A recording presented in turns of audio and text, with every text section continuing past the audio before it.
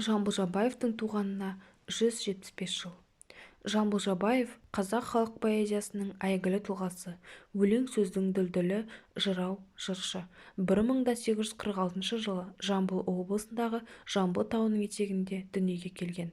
1945 жылы Алматы облысының Ұзынағаш елді мекенінде қайтыс болған. Шыққан тегі Орыс руының Шапырашты тайпасының ішіндегі Екі руы.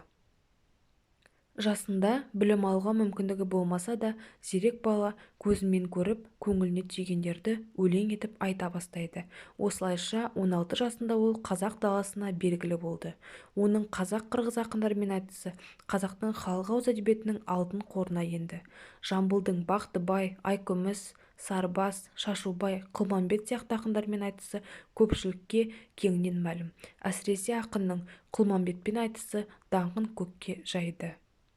Жамбылдың шығармашылығын 4 топқа бөліп қарастыруға болады. Біріншісі – байларды, халықтың қолы жете алмаған байлықты сынайтын өлеңдері. Екіншісі – Ұлы Отан соғысы жылдарында жазылған өлең жырлары. Үшіншісі – айтыстары, төртіншісі – дастандары.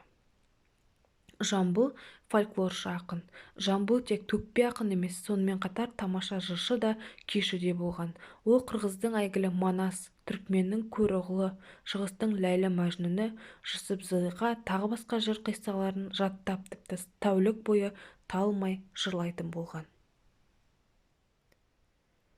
Жамбыл Жабаевтың өлеңдері 1916 жылғы ұлт-азаттық қозғалыс жайлы, төңкеріске дейінгі ел басындағы ауыр халі жайлы, ашынған елдің айбарлы ерлігі, қаһармандық қуаты жайлы, баласы Алғадайды жоқтау сарынында жазылған өлеңдер, отан туралы өлеңдер және де сатиралық өлеңдері. Ақын өзінің ұстазы Сүйінбайдың сара жолын мейлінше сәтті жалғады.